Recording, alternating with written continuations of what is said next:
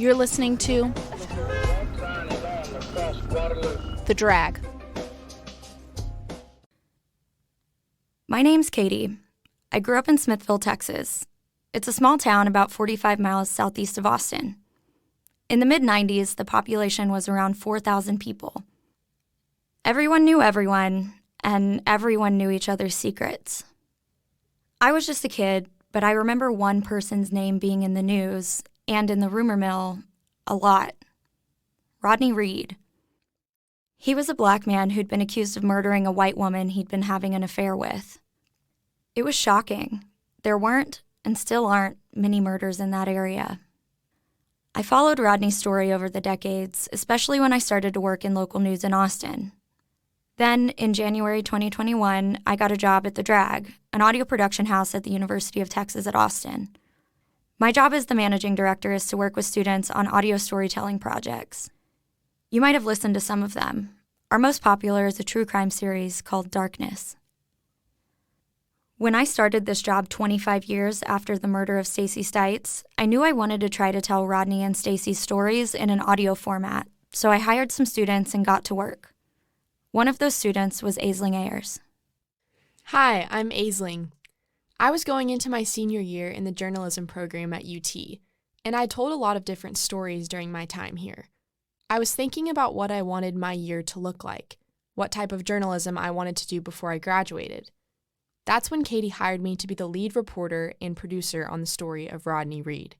I grew up in Boerne, another small town in Texas, and Katie and I both realized that we had this mutual understanding about what it means to really know that side of Texas. It's my heart for the state I grew up in that I really took into my reporting of this podcast. If I'm honest, I expected that this story would have a good guy and a bad guy.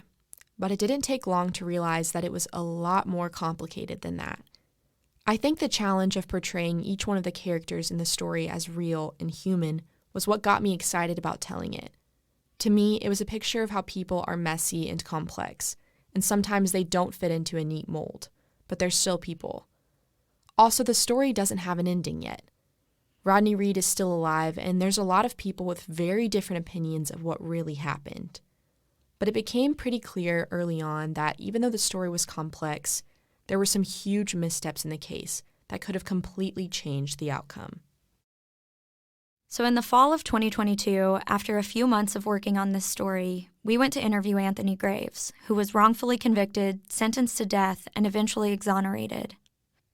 You'll hear more about Anthony in a future episode. We originally wanted to talk to him about Rodney's case, since Anthony also spent years on death row and has advocated for Rodney's innocence.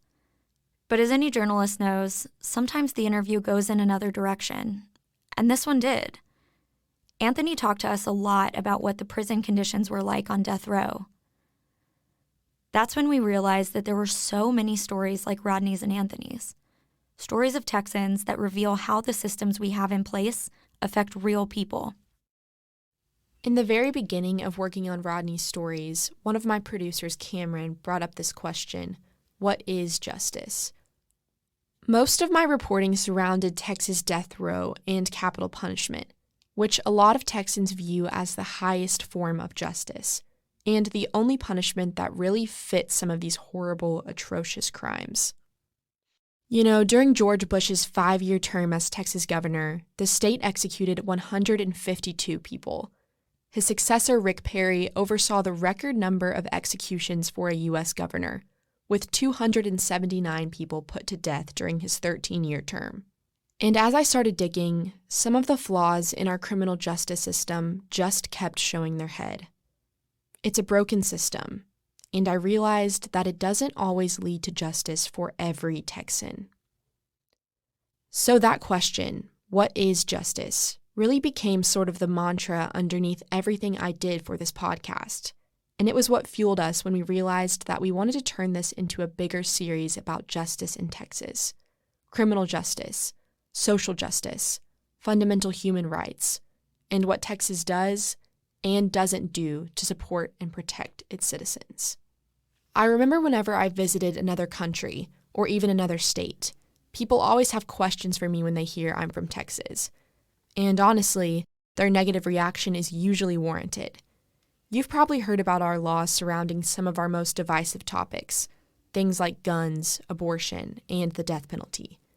If you're not from here, you've probably wondered about how such different types of people live in the same place, but somehow still all love Texas. I remember we were sitting in my office trying to come up with a name for this podcast. We knew it had to represent Texas, and so I started playing some of my favorite old country songs and listening closely to the lyrics. I'd been listening to a lot of the late, great Billy Joe Shaver because a tribute album had just been released, and so I played this song called Live Forever. You've probably heard it, or at least some version of it. There's this verse late in the song that goes, "You fathers and you mothers, be good to one another. Please try to raise your children right. Don't let the darkness take 'em. Don't make 'em feel forsaken. Just lead 'em safely to the light." And there it was, the name of this podcast, Forsaken. As we mentioned, Aisling and I are both from small towns in Texas, and as we were working on this story together, we realized we were kindred spirits. We recognize that Texas has its issues, but it's our home. We love it here. And when you love something, you want what's best for it, and you want to make it better. You want to, as Billy Joe Shaver sings, lead it to the light. That's what Forsaken is about. Some of the stories you'll hear in this series aren't necessarily Texas at its best. But like Katie said, if you love something, you want to make it better. And some of the stories really do show glimpses into what makes Texas such a good and special place. Throughout this podcast, you'll hear from different student journalists covering different topics related to justice and human rights in Texas. And in the first 2 episodes, Aisling is going to take you through some of Rodney Reed's story, which is very much still unfolding. In June 2023, a Texas appeals court denied Rodney a chance for a new trial. He doesn't have an execution date, but he's still on death row. And Aisling's going to tell us about how he got there, and how this case has grown bigger than the small town it happened in, and bigger than Texas itself.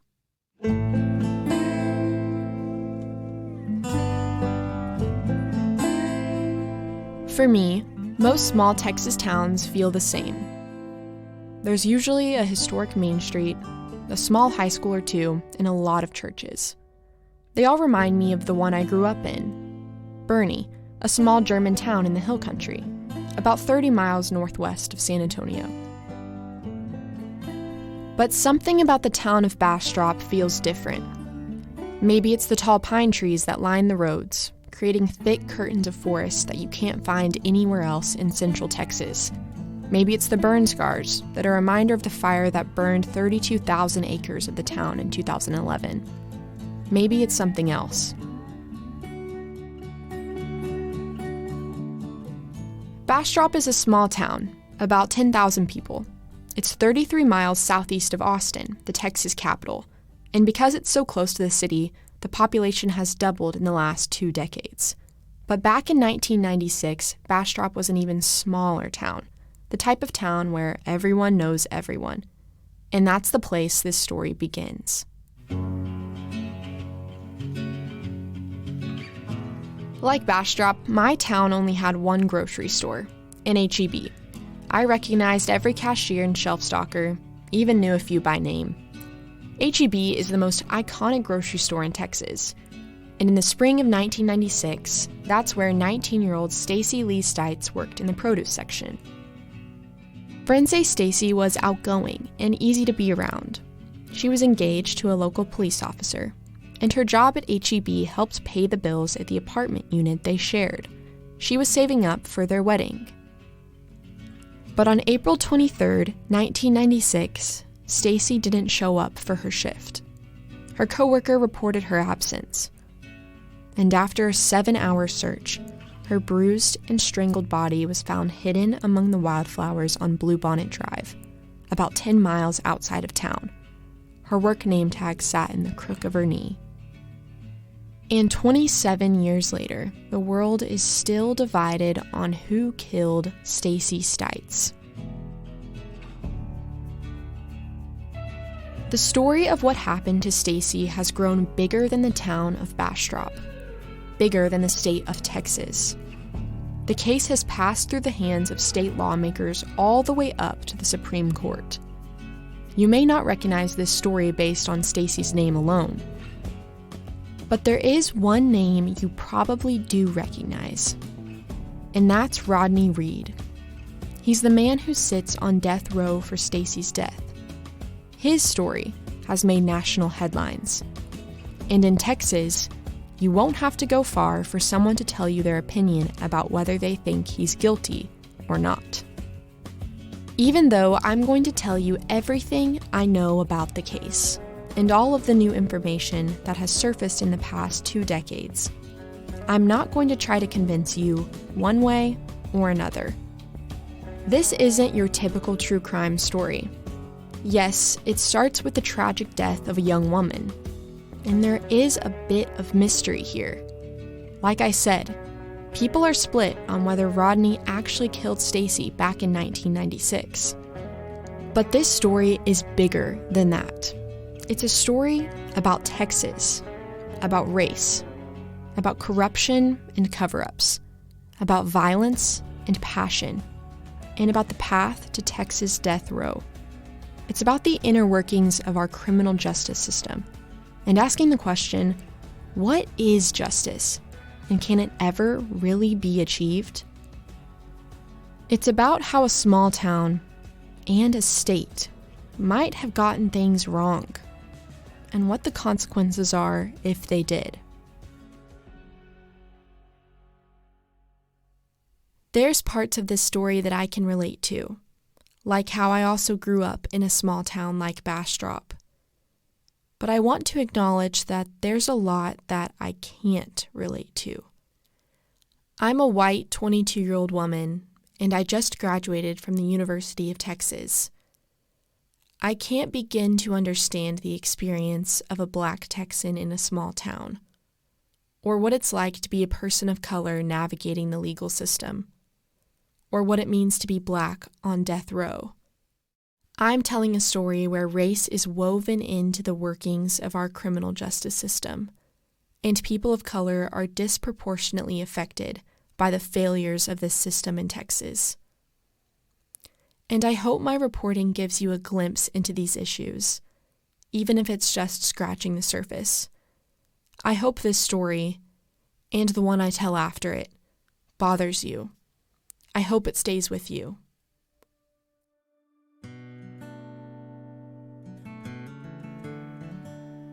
Rodney Reed grew up in a family with 5 brothers, and he was the second youngest. His mom worked as a nurse, and his dad was in the Air Force, so they had moved around a couple of times. I met Rodney and the Reed family back in the late 80s, and then I got reconnected. That's Julie Strickland. She first met Rodney as a teenager when they were both living with their families in Wichita Falls, a bigger city in North Texas just about 15 miles from the Texas-Oklahoma border. In high school, Rodney played football and was on the boxing team. I had a good friend at the time named Scott Grace.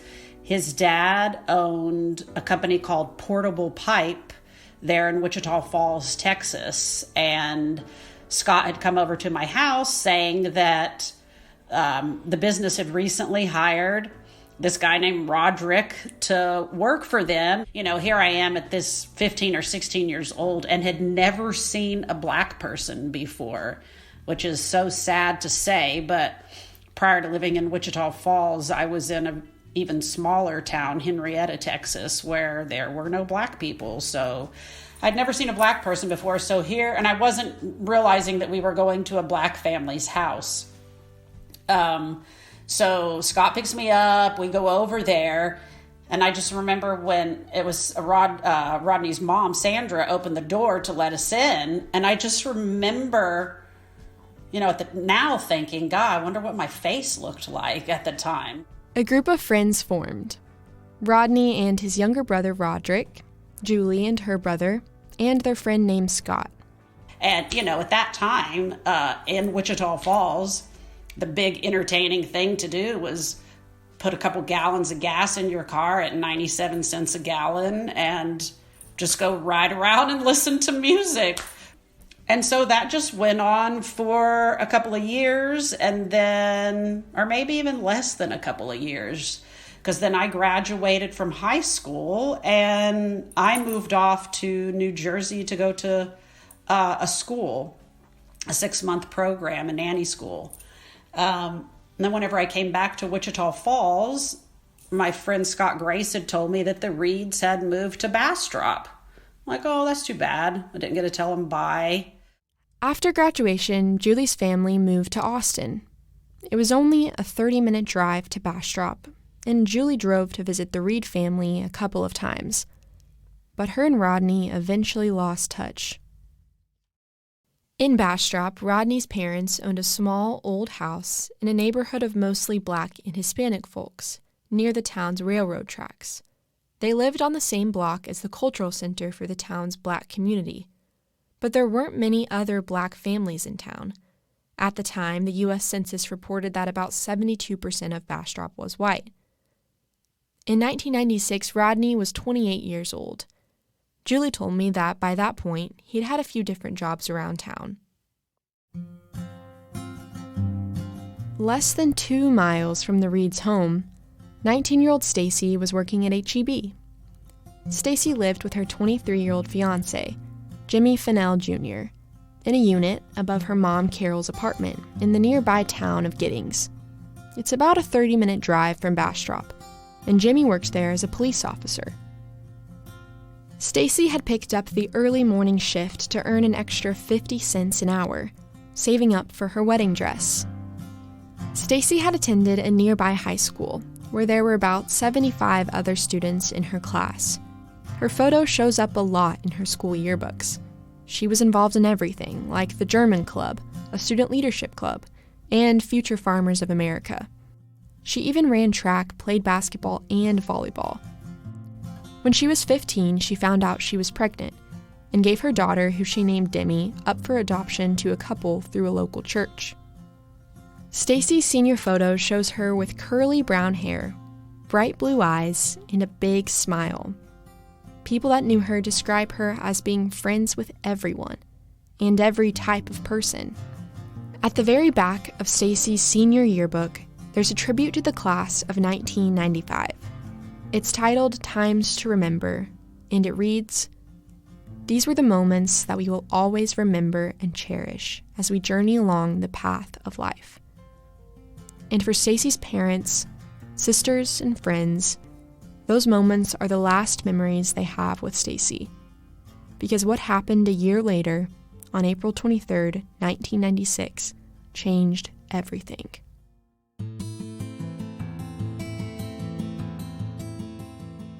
My name is Jordan Smith, and I am a senior reporter for The Intercept. We reached out to someone who knows the ins and outs of this story better than anyone else, Jordan Smith. She's a reporter at The Intercept, a nonprofit news organization, and she's been covering this case since 2001. Jordan worked at a local newspaper, the Austin Chronicle, at the time. She was fresh out of grad school at the University of Texas. I don't remember exactly when, but sometime in the fall of 2001, a guy contacted me who's something of a gadflyish kind of guy who had been interested in the case since Stites was murdered and Rodney was tried, who had always been sort of disturbed by problems with the case.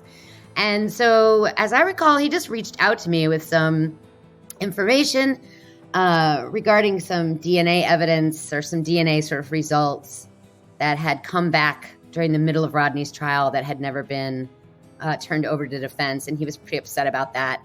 So I agreed to go and kind of look at that because that seemed a little bonkers on its face. Like, that's sort of a problem right there. You're getting evidence that you're not sharing with the defense. And it kind of started from there. I mean, and it was like very easy to get sucked in. And so that's kind of where it started. Jordan said she would look into it, and since then, she hasn't stopped. Here's her summary of what happened in those early morning hours. What happens depends on who you believe. According to the state, what happens is on April 22nd, it's totally like a normal day. Stacey goes to work, Jimmy goes to work. They meet back up at their apartment complex in Giddings, late afternoonish. He goes to coach Little League and then comes home, and they have like this like perfectly lovely conversation in their apartment. Everything's hunky-dory. They talk about getting married. She takes a shower. They take a shower together, but they do not have sex. Very important thing that he adds in there. She goes to bed early because she has to get up early to go to work, and then he settles in to watch TV. Jimmy claimed that he didn't hear Stacey's alarm that next morning, and he didn't wake up when she left at 3 a.m. to take his truck to drive to work either. He said that she had her own set of keys. It's 30 miles from their apartment in Giddings to Bastrop, and the drive takes about a half hour. She never showed up for her 3:30 a.m. shift in the produce section. And after a few hours passed and there was still no sign of her, her coworker called Stacey's mom, Carol. Jimmy didn't have work that day. And from the apartment unit below, Carol called up to him and told him that Stacey didn't show up to her shift. Then she called 911. Stacey's mom said that Jimmy and Stacey met in May 1995 and started dating soon after. Jimmy proposed to Stacey around New Year's in 1996, and then they moved in together. At the time that Stacey went missing, their wedding was only 3 weeks away. When it comes to Stacey and Jimmy, people have different perspectives on their relationship. Stacey's mother consistently spoke of how Stacey was in love with Jimmy. But others said the relationship was difficult, and there were suspicions of hostility and violence. Here's Jordan Smith again. Jimmy Fennell is a guy with a record of violence and racial animosity. I mean, he had been accused of stalking a woman before Stites was murdered. He had been accused of holding a gun to a Hispanic man's head during like a stop. Shortly after Stites was murdered, he started dating another woman with whom he apparently, reportedly, according to her, and she reported it, became obsessed and stalked her and was very violent towards her. Those are all things that happened, before Reed was even tried, and none of that came out. I mean, the state point, sort of painted Jimmy as this very stoic, good cop, family man, devoted to Stites, with this perfect relationship, even when, law enforcement knew that that was not exactly an accurate sort of picture.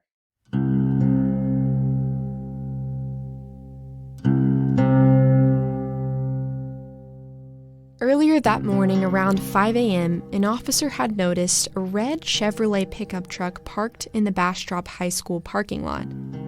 They didn't think much of it until a few hours later when Stacey had officially been reported missing. That's when they connected the truck to its owner, Jimmy Fennell. Remember, Stacey had borrowed his truck to drive to work that morning.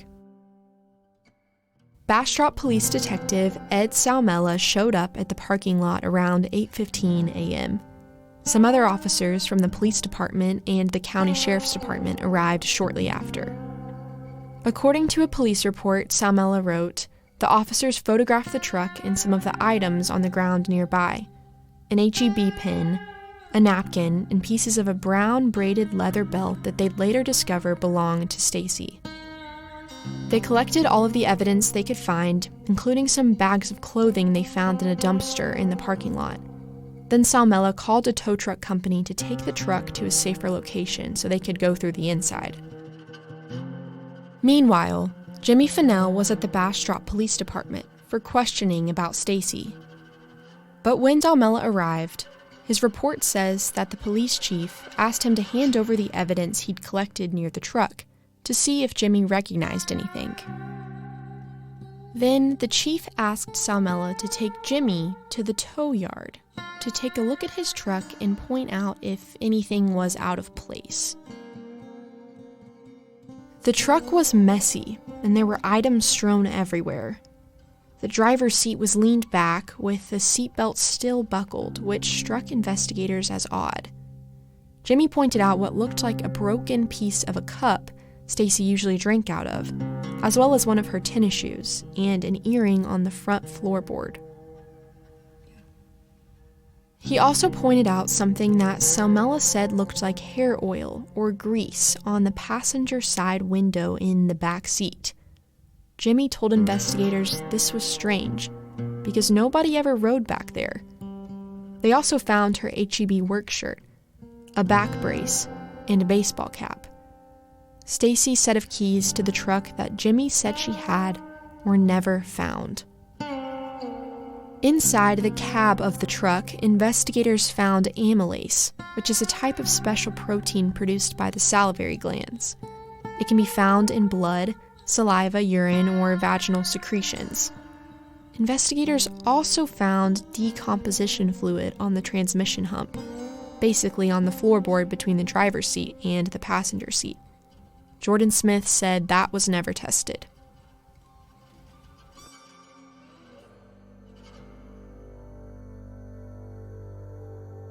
Then investigators called Stacey's mom, Carol, to tell her that they'd found the truck. They sent up helicopters from the Department of Public Safety to search the area around Bastrop High School, H-E-B, her apartment complex, and her route to work. Basically everywhere they thought she might be. That afternoon, just before 3 p.m., a man was out looking for wildflowers when he stumbled upon Stacey's body on the side of a dirt road about 10 miles north of town. Crime scene photos show that Stacey was half-clothed. She wore a black bra, blue jeans with a broken zipper, and her other shoe. Her H-E-B name tag was found tucked in the crook of her leg. The other half of her brown belt was still in her jeans, and she had purple ligature marks around her neck.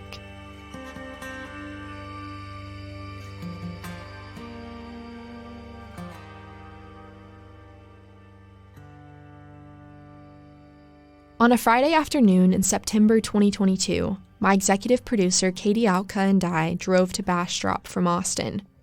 We started at the Bastrop High School parking lot where Jimmy Fennell's truck was found. Then we headed down the highway, about 10 miles, until we took a sharp turn onto Bluebonnet Drive. And this, so either Stacey or Rodney or Jimmy or someone would have been driving this road. Oh, there's a bar right there. Would have been driving this road when it was like pitch black. And I mean, even now that there's like some homes back in wherever, it still would be pitch black if you drove this at this time. Right. And it, you know, it said, when we were at Bastrop High School, it said 10 minutes, a 10-minute drive.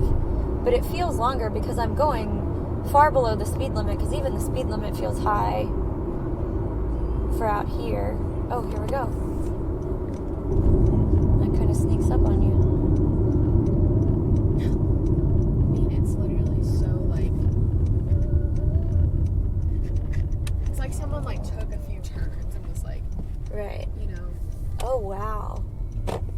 This is very wooded. Like this is not even a road. No. It's like Bluebonnet Drive was a narrow road lined by dense pine trees, and it really was more like a loop. It only took about 2 minutes of driving until we were back on the main road. It's really pretty back here. It is really, it's beautiful back here. Yellow, pink, and blue flowers bloomed along the sides of the road. It was hard to imagine Stacey's body being tucked within the high grass and the wildflowers. Yeah. This is the most secluded place so far, which makes me wonder if it was somewhere on this side of the road. Because these tall pine trees would have definitely been here in 96. Yeah. Because those are giant. Yeah, and there's no home. Oh, there's a home, But like you can't really see it. no visibility from the road, yeah. But like if you're parked right here on the left-hand side, you can't. No, you The can't. trees are too thick. And I just wonder how far, if I'm a murderer and I'm dumping a body, you want it to be as far back from the other road as possible, right? And I wonder which of these houses were here then. Katie and I looked it up, and it seems like about half the homes along Bluebonnet Drive were built in the years since Stacey's death. So this secluded area would have been even more secluded in 1996. Murders were few and far between in a small town like Bastrop. So the local law enforcement called for help from the Texas Department of Public Safety and the Texas Rangers. They're officers who handle major criminal investigations.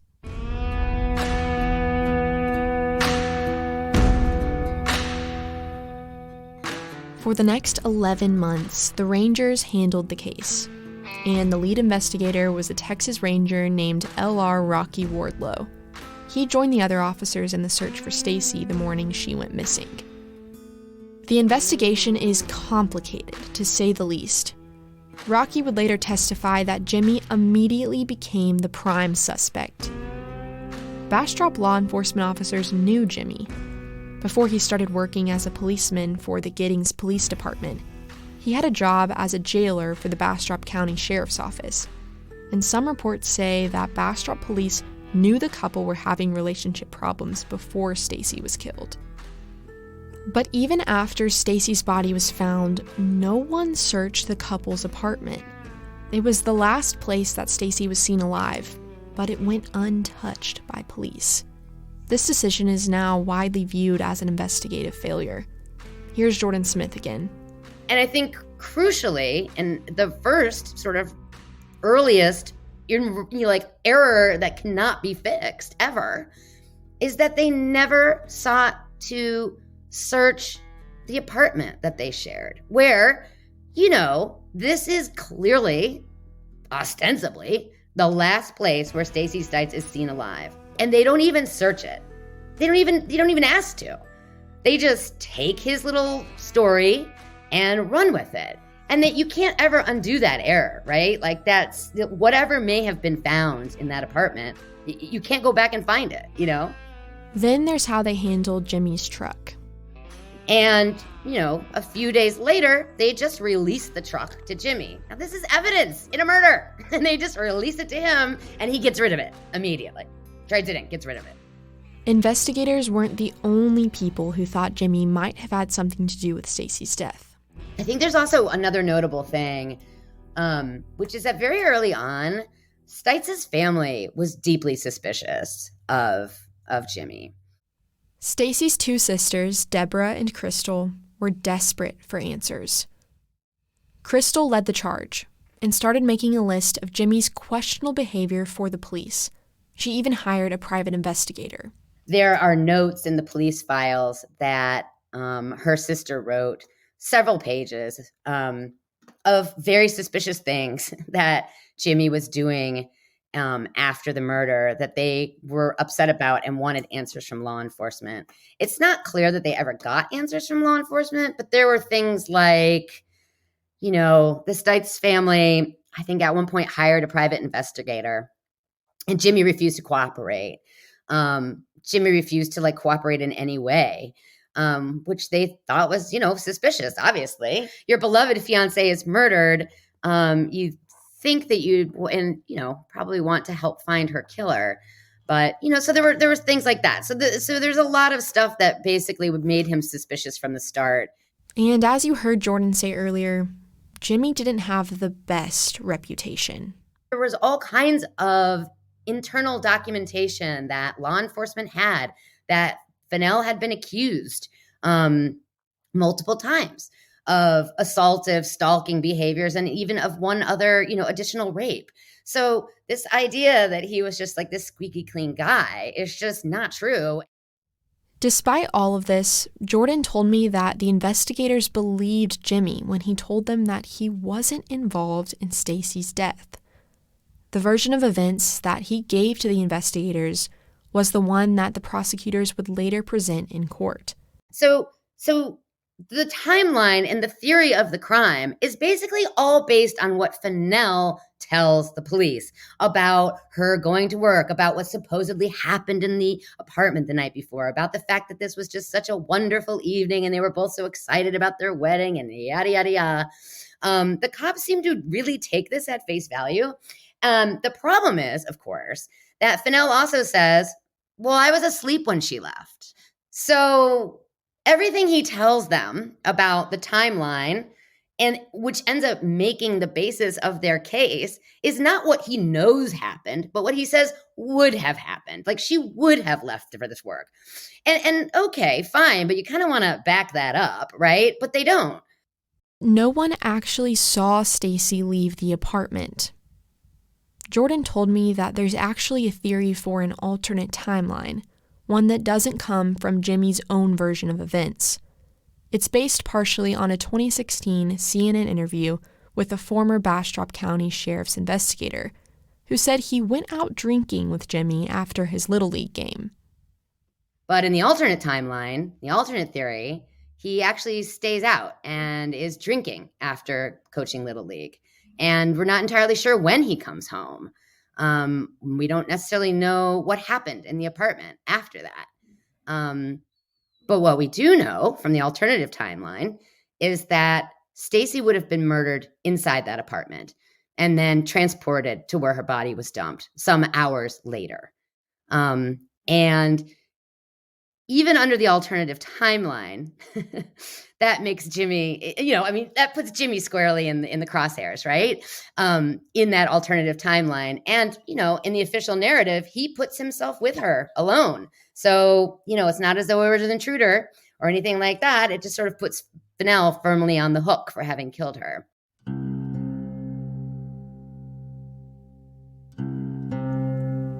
The Texas Ranger Rocky Wardlow completed a report on his investigation into the death of Stacey Stites. And later on during the trial, it was used as a reliable source by the prosecution. It's worth bringing up again that Jimmy was also a police officer, and this identity carried a lot of weight, especially in small Texas towns. These were the men and women responsible for bringing about law and order, the people you could trust. The weight of the badge was taken seriously, and a policeman was probably the last person in town that would be actually charged with a crime. Rocky Wardlow's report mentions that Jimmy was only interviewed a total of 3 times. But Wardlow would later testify in court that Jimmy's status as a police officer didn't get him any special treatment. In fact, Wardlow said in court that he, quote, probably was a little harder on him during the interviews, and said he was, quote, verbally harsh with him. Here's Jordan again. They end up interviewing him, obviously, and he claims it was this, terribly, terribly aggressive interview. Okay. Months later, Jimmy took 2 separate polygraph tests. Rocky reported that both showed a presence of deception, specifically when asked if he had strangled Stacey. Polygraph examinations are not admissible in court because they're not exactly the most reliable thing in the world. It depends greatly on the polygrapher and how the questions are asked and how they're interpreted. That's why it's just not reliable evidence in court. But it's often used still as a tool to kind of get some idea. Jimmy said he failed the exams because he was distraught over his fiance's death. He then pleaded the 5th and asked for a lawyer. After that, he pleads, takes his 5th Amendment right, and doesn't cooperate any longer. He was never interviewed again. Wardlow would later testify in court that it was logistically impossible for Jimmy to have committed the murder, meaning Jimmy wouldn't have had transportation back to his apartment in Giddings after leaving his truck 30 miles away in Bastrop. Wardlow said he even checked with taxi companies and checked the mileage on Giddings Police Department vehicles to see if someone else could have given him a ride, or if he'd used another car. That was the end of the investigation into Jimmy Fennell.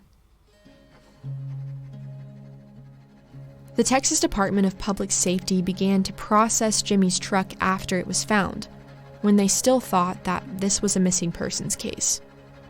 But that changed when Stacey's body was found, and they realized the truck might have been involved in a murder. So DPS investigator Karen Blakely started looking into Jimmy's truck when she got the call about Stacey's body being found. She and a team drove to Bastrop to process the crime scene. Because they found Stacey only partially clothed, investigators thought she might have been sexually assaulted. So the team took DNA swab tests on parts of Stacey's body and tested them on the scene. The test came back positive for semen.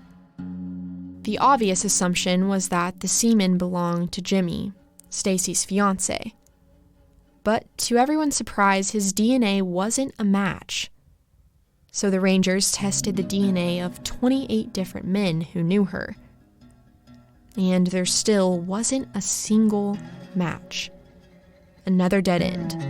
The search continued.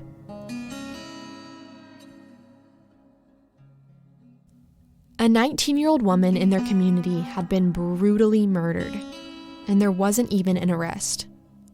Bastrop wanted answers, so the sheriff pledged to solve the case within the next 6 months. There wasn't much movement in the case until later that year, on November 9th. That's when 19-year-old Linda Schluter told police that something had happened to her when she stopped to use a drive-up payphone near the railroad tracks in Bastrop. She testified that a tall black man walked up to her car window and asked her for a ride. She agreed, let him hop in, and started driving. But when she tried to let him out of the car, she said he started punching her and slammed her face into her steering wheel. She said he then told her to perform oral sex on him, but she jumped out when she saw the lights of another car approaching. She said he drove off in her car. She called 911, and the situation moved quickly when the police arrived. Linda identified a mugshot among a lineup of photos, and officers confirmed that the man had been spotted nearby. That man was Rodney Reed.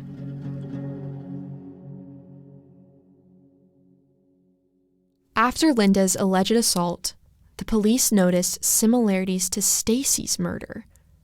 The alleged incident happened near the same railroad tracks that investigators thought Stacey was apprehended at before her murder. So they decided to test Rodney's DNA against the DNA found in and on Stacey's body. According to a report from the Austin American-Statesman, the DNA was already in their system archives from an alleged 1995 assault that Rodney was never charged in. That accusation came from a previous girlfriend who told a social worker that Rodney forced her to have sex with him, but Rodney said the sex was consensual. The woman didn't want to testify, so the case was never pursued. The DNA was a match. In April 1997, a year after Stacey's murder, Rodney Reed officially became the Texas Rangers' most likely suspect. At the time, Rodney was being held in the Bastrop County Jail for a separate cocaine charge. When the Rangers first asked him about Stacey, he said he didn't know her. But then they told him about the DNA match, and he told investigators that they had been sleeping together and had had sex several days before she was killed. Here's Jordan Smith again. She's a young white woman. He's a black man in a small town that was even smaller then than it is now, even more sort of insular and frankly racist. And she's engaged to be married to a white cop. Like, that's a pretty explosive dynamic, right? I spoke to one of Stacey's friends who asked to remain anonymous. This case has been such a controversial topic around Bastrop, and this friend of Stacey's still lives in the area. She doesn't want us to use her name or her voice, but she met Stacey back in high school. She's white, and she told me that Stacey had a lot of black friends, but she never met Rodney. When Stacey and Rodney's affair allegedly began in November of 1995, Stacey and Jimmy weren't engaged yet, but they were dating. And Rodney said that Stacey told him that Jimmy would kill her if he ever found out. Rodney said he and Stacey would meet up every other week or so. She would stop by one of his family members' houses, or sometimes even the African American Community Center, which was about a block away from his parents' house. Even though he said the pair would hang out around town sometimes, most of their interactions meant talking and having sex late at night, before she started her morning shift at HEB. And he said one of these late-night meetups was the last time he ever saw Stacey. Stacey died on a Tuesday, and Rodney said the last time he saw her was the previous Sunday.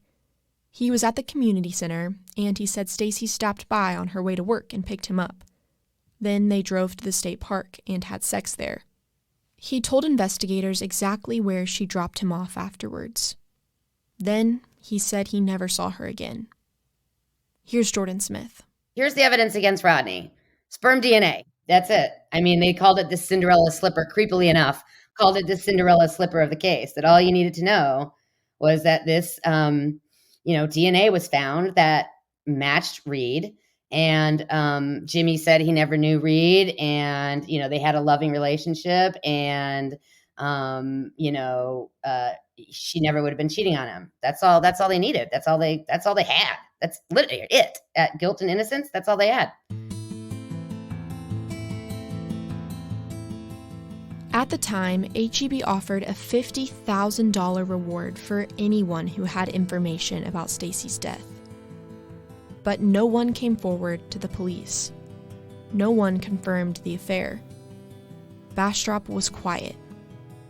People often refer to DNA as the smoking gun for this case. And the bottom line is, the entire case hinges upon that discovery of Rodney's DNA inside Stacey's body. So I wanted to talk to an expert, and I reached out to Chase Baumgartner. He's a former forensic scientist, and now he works as a staff attorney for the Innocence Project of Texas. He actually worked specifically with Rodney's case, which you'll hear more about later. Naturally, I had so many questions for Chase about DNA, and how we often make capital murder convictions on it. I wanted to know how foolproof it was. DNA has the reputation for being the gold standard of forensic science. For that reason, I think it becomes, in a lot of instances, the end-all be-all. If you have DNA, that's potentially all you need. And you'll definitely see cases where that's really not only just the nail in the coffin, but it's also the coffin, right? Like, it is the entire case. And in this case, it was Rodney's word against his own DNA. The Travis County medical examiner appointed to the case was Robert Bayardo. He was hired to perform the autopsy on Stacey's body. He testified that the sperm cells inside of Stacey and the semen stains in her underwear belonged to Rodney, and they were deposited very close to the time of the murder. That testimony was based on what we knew about DNA at the time of the trial, in the late 90s. But we know a lot more about DNA now than we did then. Now we know that sperm can actually live inside the body for up to 5 days after the semen has been deposited. So that sperm inside of Stacey could have actually been several days old. But DNA can't tell us the nature of how it got there. Chase emphasized to me how there has to be context with every DNA discovery. So we can probably say that an ejaculation event occurred. But beyond that, consensual, forceful, rape, DNA can't tell you that. That's all for the jury, and DNA can't help you make that decision. But really, that's the crux of this case is, was the semen deposited consensually, and at what time, or was it part of was it a rape murder? And consent will always be an issue that DNA can't answer. He told me that the thing that makes DNA the gold standard of forensic science is this. It's a comparison coupled with a statistic. What he means there, put simply, is that professional forensic analysts look at DNA profiles and interpret them. And so you're looking at a piece of evidence, you develop a DNA profile from it, you compare it to an individual, and you either say, like, this person can't be a contributor to this DNA profile, that's an exclusion, or you say there's a possibility that this person is a contributor to this DNA profile from the evidence, that's what we consider an inclusion. And almost all forensic sciences can do that part, right? This bullet was fired from this gun, this bullet wasn't fired from this gun. This is this person's fingerprint, or it's not this fingerprint. But what DNA does that these other sciences can't do is tell you how much weight, as a juror, or as a court, or as a podcast listener, should you give this evidence. So it's not just about the actual physical DNA evidence. Sometimes it's about making predictions. For example, this piece of DNA is 100 times more likely to belong to Rodney Reed than it is to belong to some unknown potential murderer. Because it's the gold standard, you think it's perfect. You think it's objective and infallible. And there are things that DNA can say conclusively, and there are ways that DNA is objective. But There are also ways that DNA is subjective. That's when you're interpreting a DNA profile. As you know, it requires an analyst to look at that DNA profile and make interpretations on it. And even though it's considered the gold standard, investigators need information about the entire situation surrounding the DNA before they make a conclusion. Without the necessary context and background information, DNA isn't always enough to hang a conviction on. And Chase said he thinks this is true with Rodney's case. The medical examiner Robert Bayardo didn't have a great track record at the time, and if you listen to other episodes in this series, you'll hear his name again.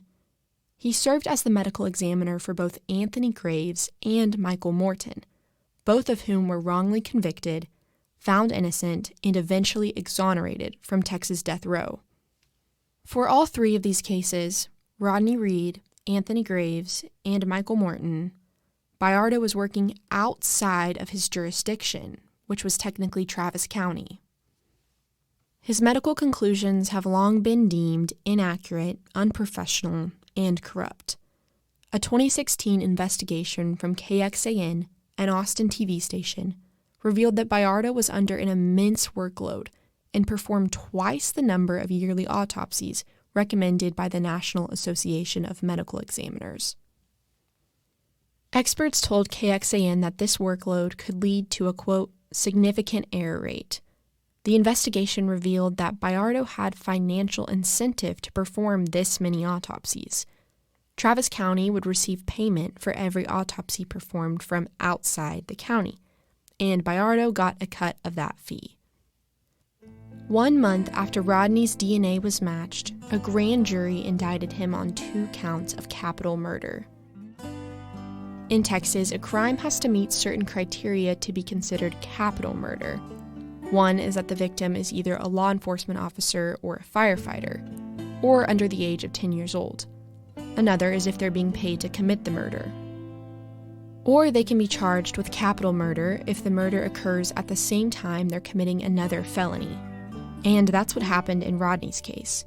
He got charged with 2 counts of capital murder because there were 2 other felony crimes taking place: aggravated sexual assault and kidnapping.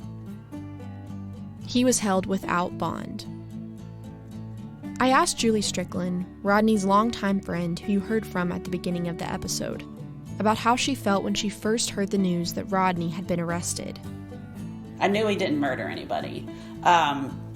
Because going back to those couple of years where we would hang out all the time and ride around, and there was just never a moment that either Rodney or Roderick ever tried to do anything aggressive with me in any kind of physical or sexual way. They were just such kind, courteous, considerate gentlemen, really.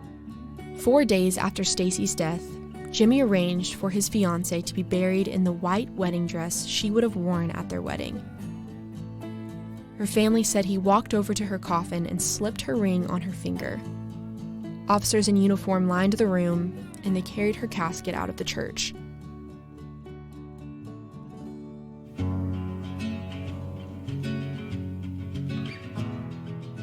I walked you through the different theories of what might have happened on the night of Stacey's death. And in the next episode, a community will watch as the state of Texas goes to court against Rodney Reed.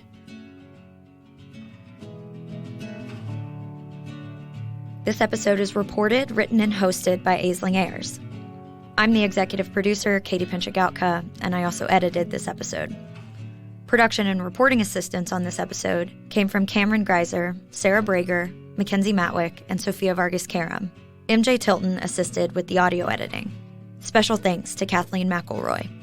Our cover art was designed by Alexa Georgelos. Sophia Vargas-Karam is the Drag's marketing and communications manager. The Drag's student executive producers are Heather Stewart and Lainey Steinhardt. A huge thank you to Leslie Schrock for all of her support and guidance. This podcast is presented by the Drag Audio Production House, which is a part of Texas Student Media at the University of Texas at Austin's Moody College of Communication. This podcast was funded in part thanks to support from Arnold Ventures. Special thanks to the University of Texas School of Journalism and Media and Texas Student Media. Also to Robert Quigley, Rachel Davis Mercy, and Gerald Johnson. The Drag is a nonprofit educational organization that is made possible by individual donations.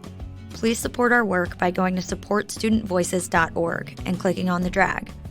Every dollar goes directly to producing more content like this while giving students an amazing educational experience. Thanks for listening.